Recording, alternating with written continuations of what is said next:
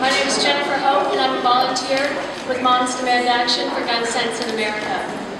Today is February 2nd, which means it's Groundhog's Day. I don't know about you, but I'm starting to feel like Bill Murray. I don't look like him, that's great. Weren't we here exactly 1 year ago today to fight attempts to roll back Colorado's common sense gun laws? We were. It was exactly a year ago today, the day after the Super Bowl. And I know it was a rough day for many of us. But it turned out to be a great day because Colorado's legislature voted to uphold our gun safety laws. And now, the gun lobby and their allies, under this dome, are at it again. They want to repeal our background checks law, making it easier for criminals and dangerously mentally ill people to get guns.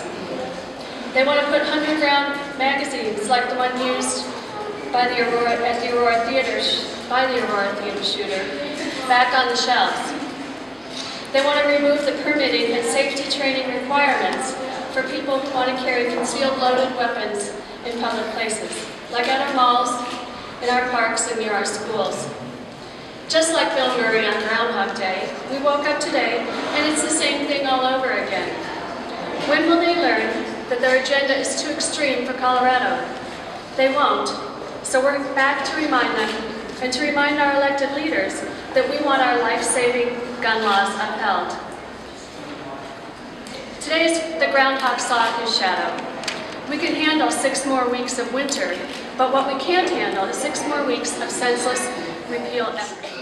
Since the 2013 laws went into effect, more than 20,000 gun sales have gone through the CBI check.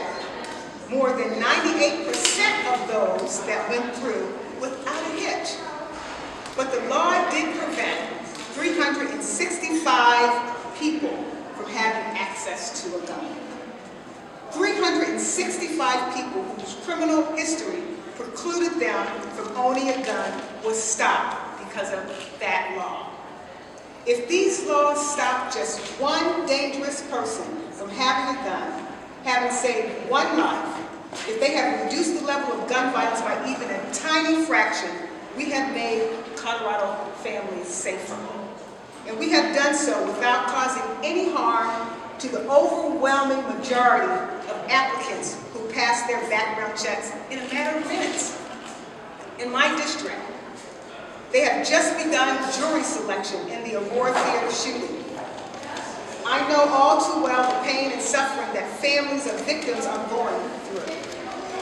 But instead of honoring their memory of those who were killed in that theater by a deranged man armed with a 100-round magazine, the gun lobby wants to put those magazines back into circulation. It boils down to this. Should we limit steps to try to reduce the severity of mass shootings? Or do we throw our hands up and say there's nothing we can do?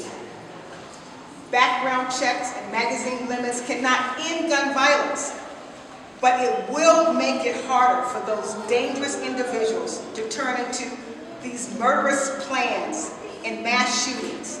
These laws are working and they're saving lives. So I want to thank you.